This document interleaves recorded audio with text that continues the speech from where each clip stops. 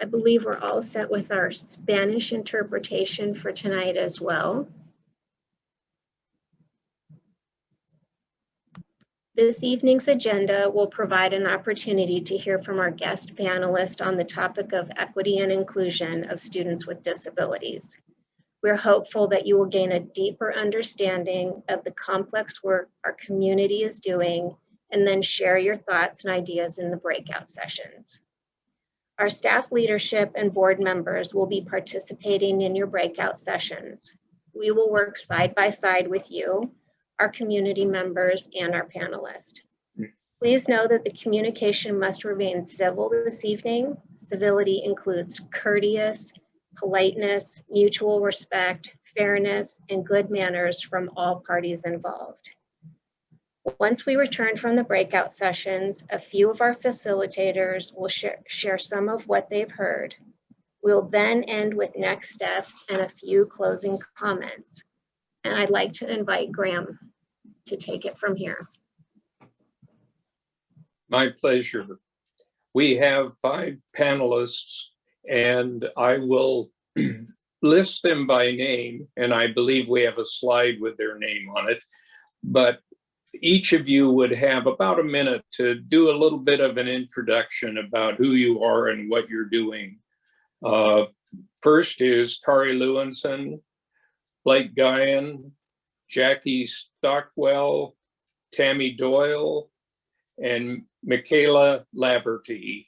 So start at the top with Kari and give us a minute of who you are and what you do. Hello, everyone. My name is Kari Lewinson. I'm one of the special education directors here in North Thurston. I hold a doctorate in special education and am a WSU grad. Go Cougs. This is my 26th year in education. Although this is my 2nd year here with North Thurston, I have also worked an additional 14 years as a special education director in the state of Washington and Montana. I have also 10 years of teaching behind me in preschool through 8th grade. And I feel very privileged to be here today and also to be working for such a wonderful school district as North Thurston. Blake. Hello, I'm Blake Guyan. I use a speech device to communicate. I am the Volunteer Training Development Coordinator at People's First of Washington. I attended North Thurston Public Schools from preschool through 12th grade. I graduated from River Ridge High School in 2009. I have a bachelor's degree in urban studies from the University of Washington, Tacoma. And Jackie. Hi, I'm Jackie Stockwell, and I am a grandmother and a parent guardian of a student who graduated in 2018 and attended the VOICE program. I am a nurse, I am a mother, I am a grandmother. I have raised my grandson from the time he was 5 years old until the current time just a few weeks ago when he left home. Joel has had learning and cognitive disabilities. And as a nurse, I have also worked with mentally challenged and mentally adverse patients. So with my experience with both of them, I've used both to help Joel and other people in our community. Sounds good. Tammy. Good evening. My name is Tammy Doyle, and I am the Transition Program Manager with the Division of Vocational Rehabilitation. In this position, I oversee all of programming, coordination, collaboration, and the delivery of transition and pre-employment transition services for the state. Prior to working for the state of Washington, I was an educator for 15 years. I'm currently working on my doctorate in special education, and I'm just happy to be a part of the panel tonight, so thank you. And Michaela. Hi, everyone. My name is Michaela Laverty, and I'm a life skills teacher and unified sports coach for North Thurston High School. This is my 7th year teaching at North Thurston High School, but I did start my career teaching 3rd grade in Rio Rancho, New Mexico. I graduated from UNM, so go Lobos. And I graduated in 2014. I have my master's in curriculum and instruction from Western Governors University. I'm excited to be here and share kind of what I've been doing for 7 years. Well, thank you all, and we are very glad you are here. I'm going to go back to Kari, and I have a couple of questions. I'm going to read the questions. You've seen them, but nobody else has. First one is, what are inclusionary practices and the least restrictive environment? And the second one is, why are they critical to the success for students with disabilities? And you have 8 minutes, and at 7 minutes, you'll hear a ding to say you have a minute left. So go for it. Thank you. I do have 4 slides. If we could start with the data slide, that'd be great.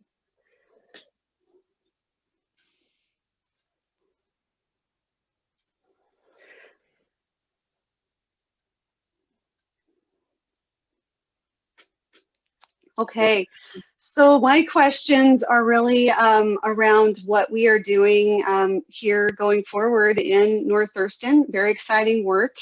But this slide shows the why. Why is this important for students with disabilities to be included, and to also to increase our inclusionary practices with all of our teachers. So as you can see from the slide, oh, it just got covered, sorry.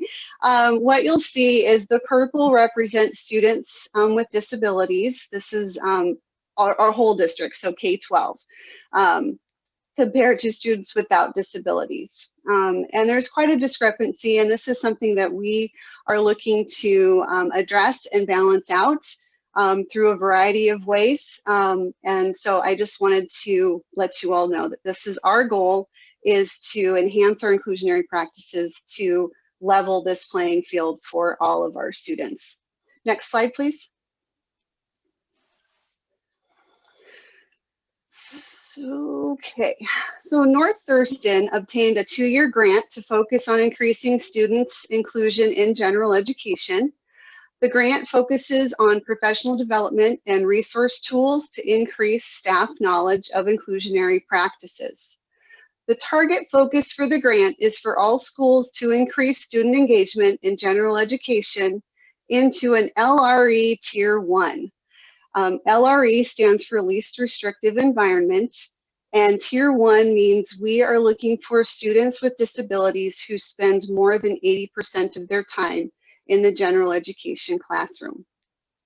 As you can see from the graphic, the state goal for Washington currently is 60%, and North Thurston is currently this year at 59.1%. So we're very close to meeting the state goal, but that's not where we're going to end. We want to continue and increase this as much as possible.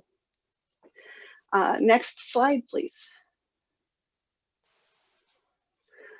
One aspect is the student voice, and we have also a second grant. So we are very privileged to have 2 grants supporting this work. And within this grant, this is an inclusion grant through Washington Association for School Administrators, focusing on our leaders and helping them to also understand inclusionary practices and give them those tools.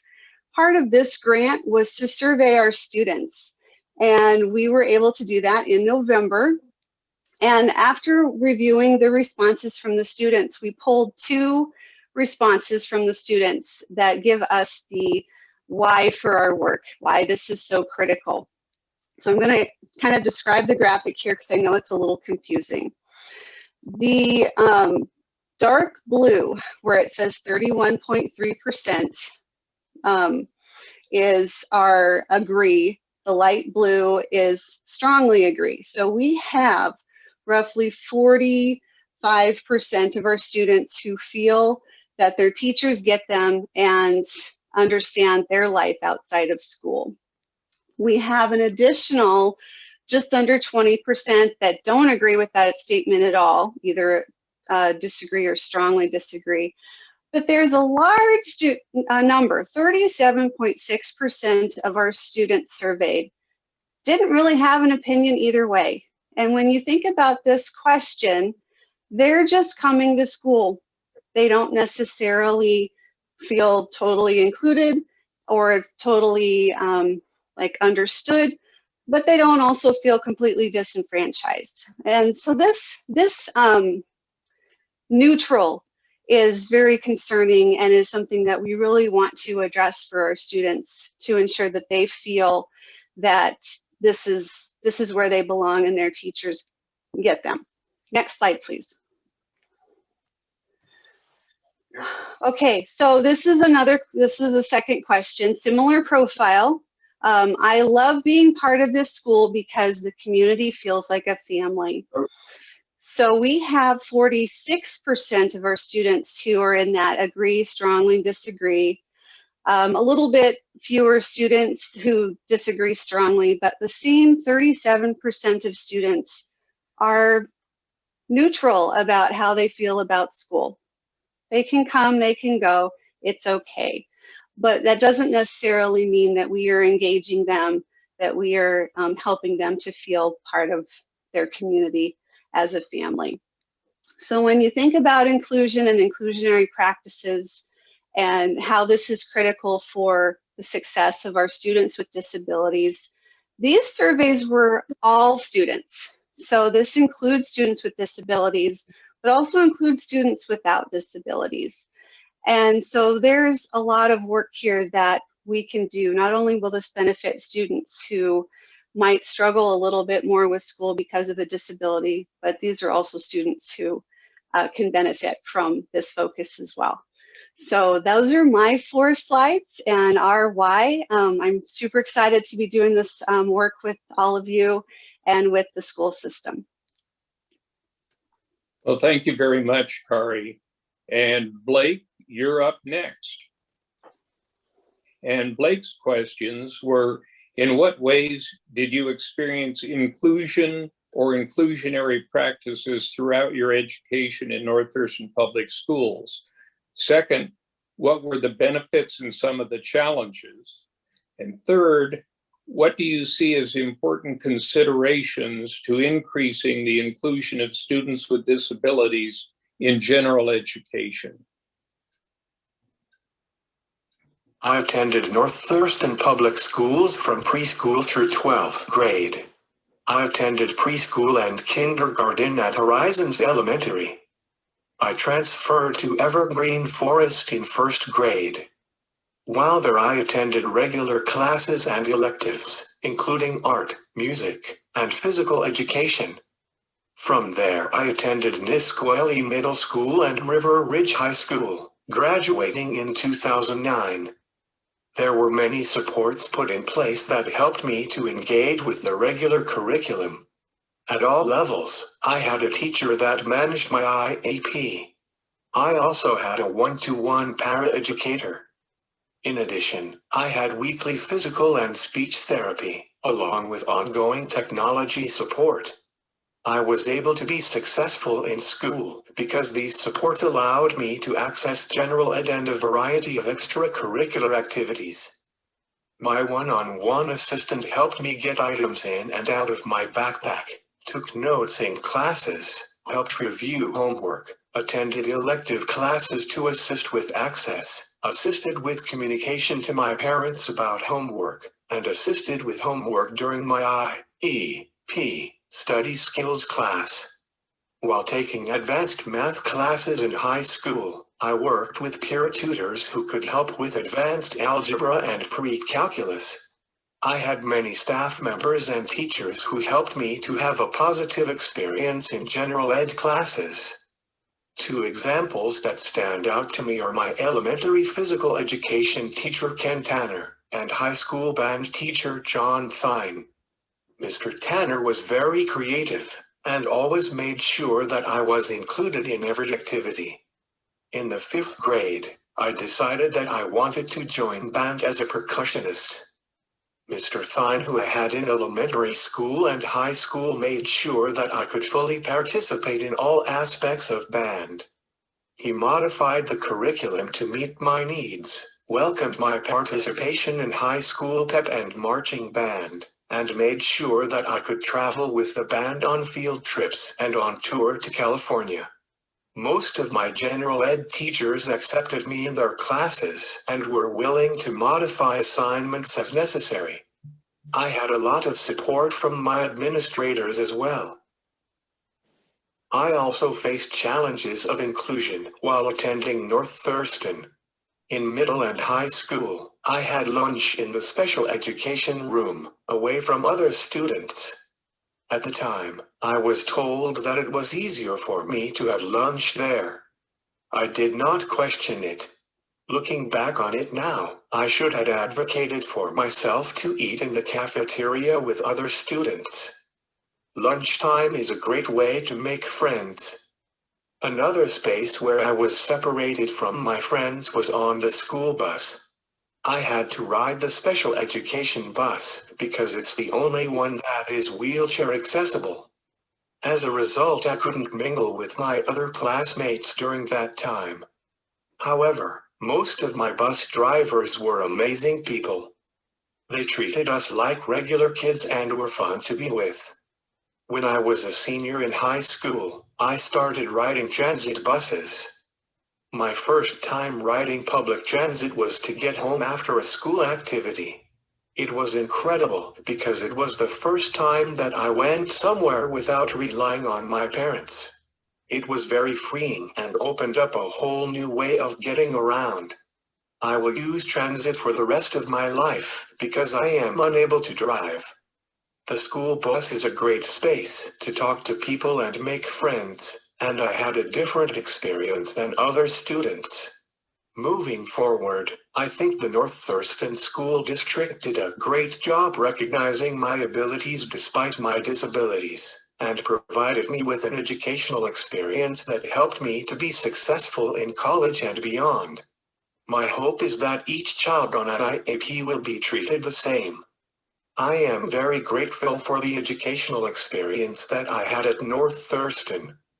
Increasing the inclusion of students with disabilities in general education can be accomplished by seeing the value and potential of every student. Looking for ways to place them in settings where they can interact with their peers is very important. Seeking to find the least restrictive environment for each student is the key. Balancing ability with disability is a challenge. It is important to look at each student as an individual with abilities first, and to address their disabilities second. I am thankful for the opportunity to share my experience with all of you. Thank you, Blake, very much. And Jackie, you're up next. And one of the things wait, Jackie, I need to read your questions for the public. In what ways did Joel experience inclusion? Why was it important to you and to Joel that he had inclusionary experiences? What were some of the challenges you or Joel experienced with inclusion? And what do you see as important considerations for increasing inclusion of students with disabilities in general education? Go ahead. Okay. I'm sorry. Joel has cognitive and learning disabilities. Joel, a lot of times, will learn something. He just processes in a longer period of time. But once he gets it, he seems to get it. He seems to understand. Joel participated in general education in art, science, music, PE, elementary school. In middle school, he participated in shop and music. Although he didn't want to sing in the choir or he didn't want to participate in the band, he did appreciate the music appreciation, and the teacher included him and let him just be a part of the class. Inclusion was important to Joel. He felt like he belonged and he felt like he was one of the other kids. He got to be with the same age peer group. He got to feel like he was part of a group. He got to feel like he sense of belonging in a basic need, and being a part of a group fulfilled that need for Joel. He had to learn how to function in this world. A lot of times you can be abused in the community, but giving him life skills in program at Timberline High School and in Voice program gave him the opportunity to experience success in his Lacey community. It was a safe place for him to have the experience with the support of adults, job coaches, and people around him. And his teachers at Timberline High School and the Voice program have been great. Mr. Dean, the principal, often took time to spend time with Joel. Joel sought him out himself and asked him if he would spend time with him, have lunch, and do other things. Joel volunteered at the school to clean his classroom and to use the vacuum cleaner. He spoke with the janitor and would often go to class and tell him if there was a problem, have it fixed, and have the vacuum cleaner returned and picked up the next day to do his jobs. What were some of the challenges for Joel with being inclusion? You don't always know what you're going to get. You don't always know what's going to happen or how life is going to treat you. In inclusion and the challenges with inclusion, Joel had to learn that life isn't always fair. But with this process, Joel was given the opportunity in a safe environment to do so.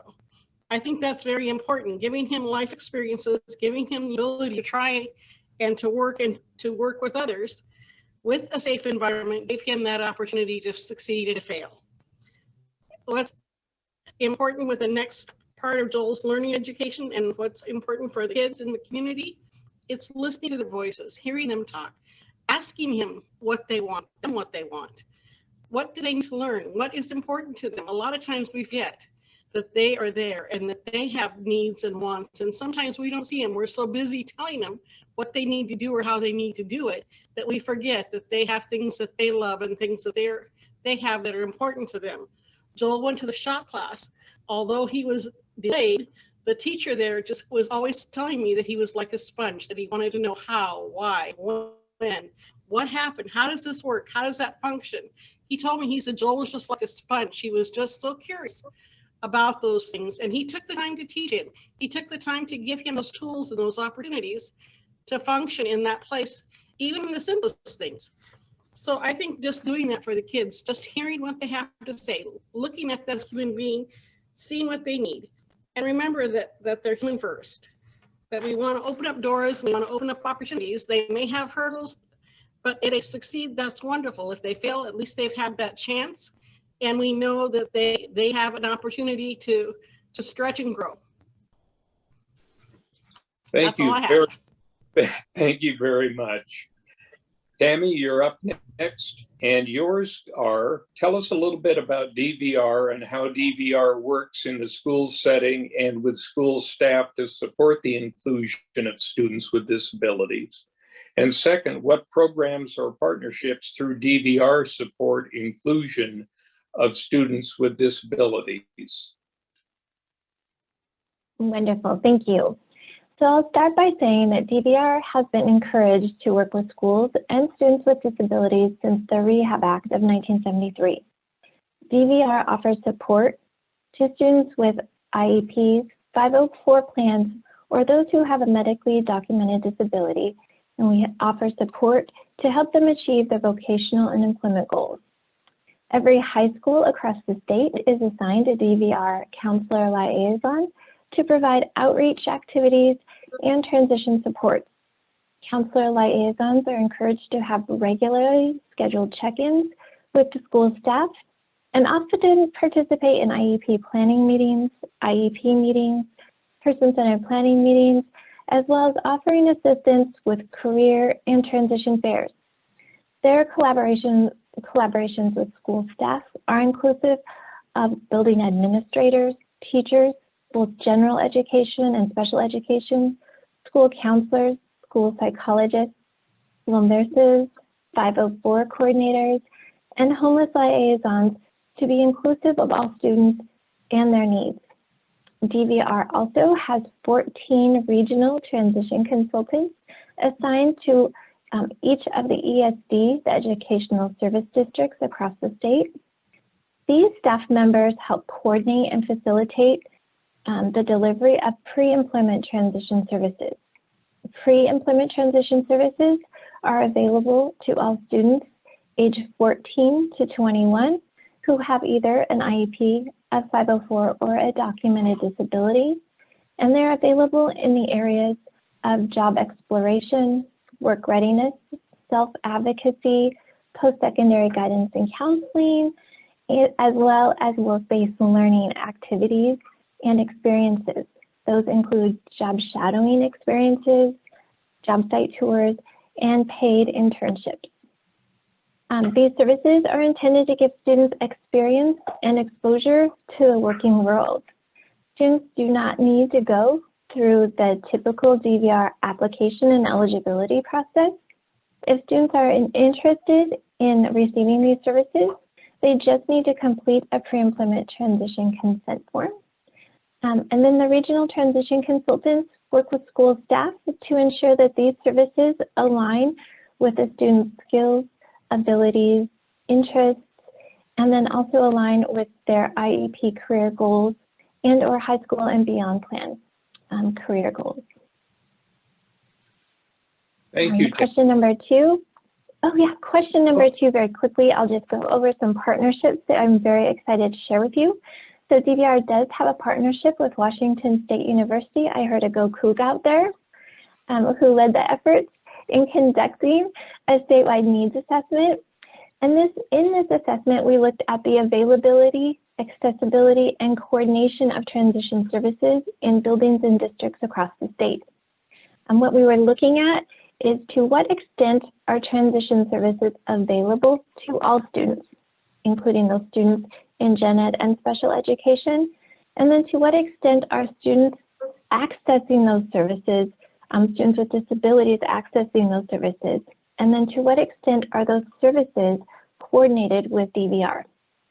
We had about a 58% participation from public high schools across the state. And the information on the statewide needs assessment can be accessed on our DVR website. I just want to share with you that we have state level data as well as regional, and then we have district and building level summary reports. What we plan to do in this continued partnership with Washington State University is we're going to expand data collection to not just public high schools, but private, charter, tribal schools, as well as programs such as transition programs across the state. WSU is also pioneering what is called the Washington Demonstration Project. And what they're doing is they're working with volunteer schools and districts across the state to pilot this program using the data to set SMART goals and an action plan to improve transition practices and student outcomes.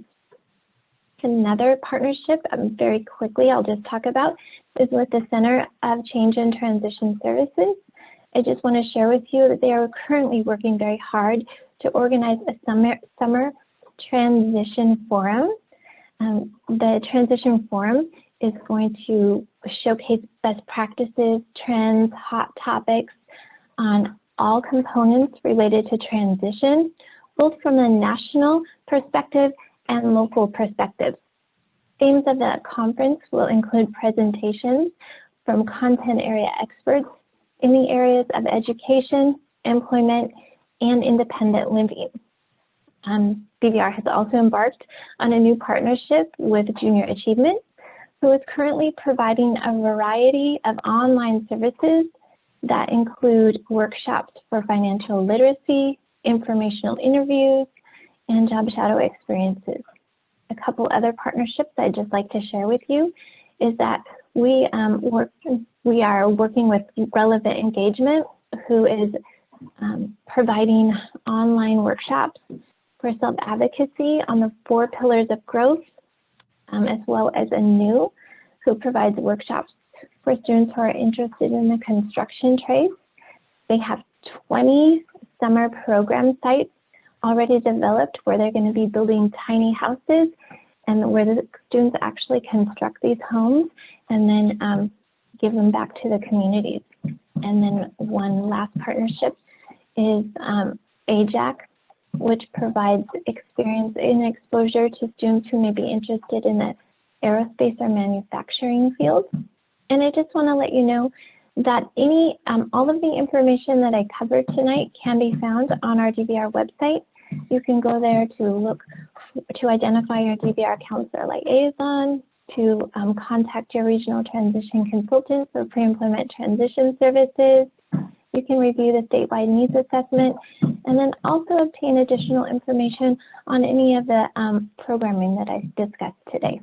So thank you. Thank you very much, and I apologize for jumping in early. Thank you very much, Tammy. Now, Michaela, it's your turn, and you have 4 questions. The first is, share with us how you've used peer tutors to maximize inclusion for students with disabilities.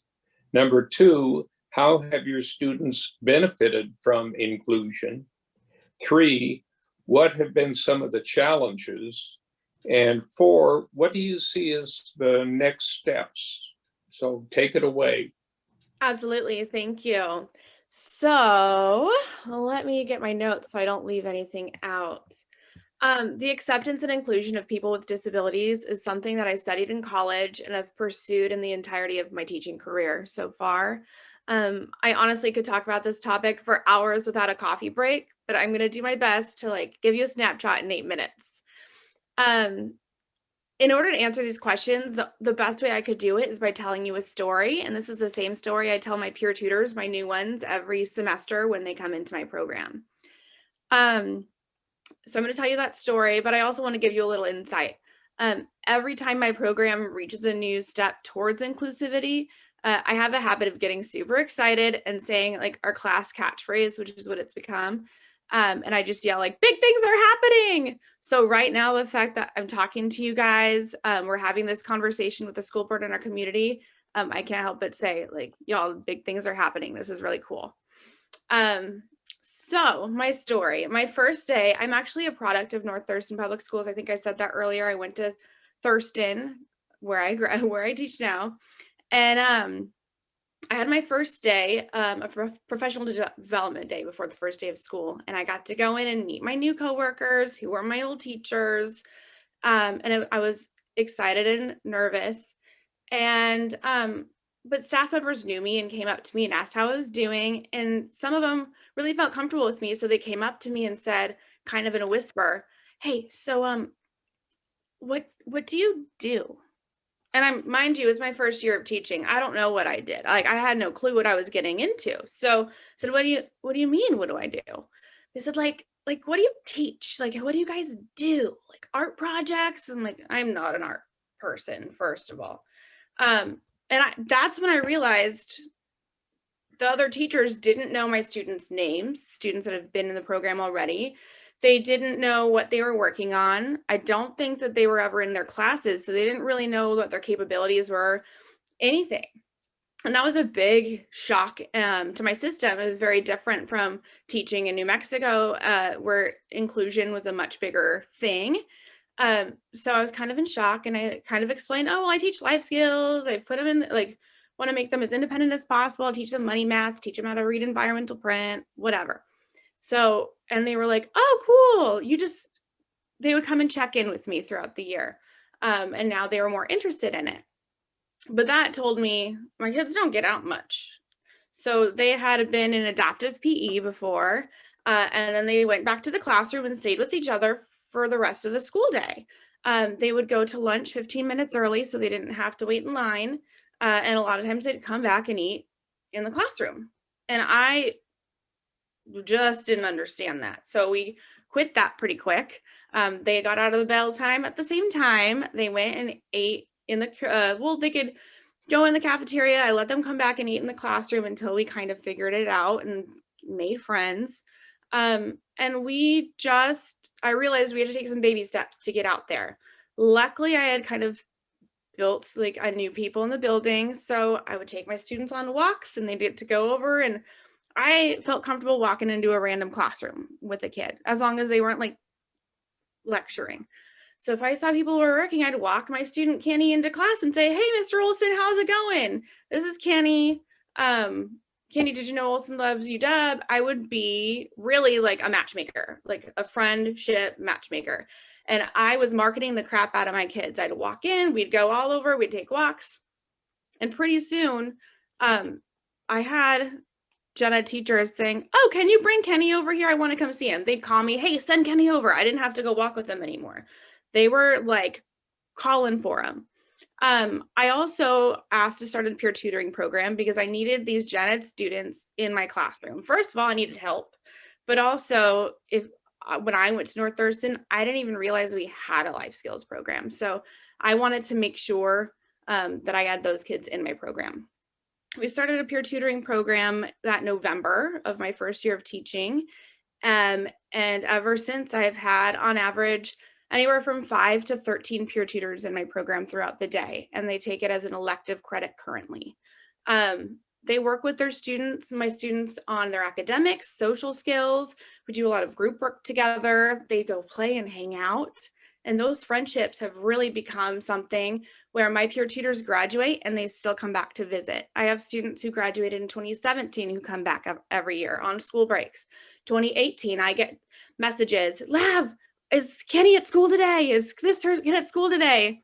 And these are kids that don't just pop in for a second to like say hi to their teacher. They come and they stay a whole hour. And then they're like kids riding on their back. They're just high-fiving, taking selfies. These are genuine friendships and relationships that really continue on long past the grade that they get from my program. So I'm really proud of that.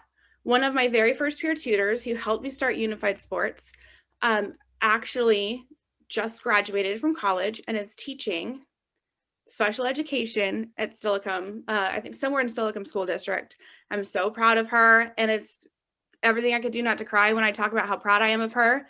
But she came back, she was a parent in my program. She continues to come back and do the work because she believes in it.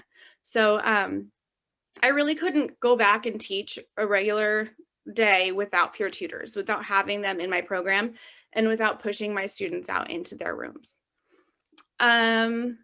6 minutes went by real quick. So goodness sakes. But honestly, building those relationships has been the biggest key. I have students that can go, I started out small, different PE classes, different art classes. Pretty soon I had a history teacher say, hey, can I have this kid in class? And then pretty soon I had a kid that said, Lav, I want to take Spanish. That student took Spanish, Spanish 1, I think.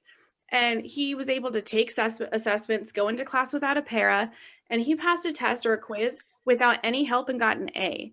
And there's just so more like capable of doing so much more than you would think. And he never would have gotten that opportunity if I hadn't like thrown him into it, right? So I actually have 10 students in my caseload right now. And next year when Corona is done, I will have 8 of those 10 students in 4 general education classes every day. So 2 periods with me where we can work on life skills, 4 periods where they get to be a part of their school community and learn all the things that they, have the right to learn about. They want to learn about history. They want to learn Spanish. They want to take nutritional wellness and learn how to cook with Miss Harn. And my peer tutors, the general education kids, they want them in their classes. They'll fight over who gets to be in the same group with them. That's the kind of culture that we've created at North Thurston, and that's kind of where we're going forward with. The difficult part about it is like, it's kind of a lot of work when it's one person. I'm not just a teacher, I'm marketing. I am the Bumble for friendships, right? I have to go in and do a lot of the work and help train my general education teachers who luckily have a good relationship with me and they want to be better for their students, but that's a lot of work to do for one person on top of my regular job. So right now it's been a grassroots effort. For 7 years, I've been kind of gone under the table, like snuck them in, made sure I like was okay with people beforehand. But really what we need is we need to set aside the time to take care of this and like approach it with fidelity and with intention. I've never been to a professional development day that was set aside specific for gen ed teachers to learn about special education, to better themselves for their special education students. when I was in, let me check my time. When I was in college, I kept asking my professors, like, why is this special? Everything we're learning is good for all students. And that's really true. I believe if we really focus on training and developing those friendships and tackling that issue with general education teachers, and they got the time to learn more about differentiated instruction, learn more about behavior, and really dig in and build those relationships with their special ed case managers, both of our jobs would be easier. My timer is gone. I have no concept of how long I've been talking. Oh, 9 minutes. Well, I am sorry. Thank you for listening to my rant. You may follow us on Instagram. We have a unified Instagram. It's Thurston Unified. We also have a YouTube channel, so you can see some of the advocacy work that we do. It is also Thurston Unified. Thank you. Thank you very, very much. Now we are going to turn it over to Dave as the facilitator.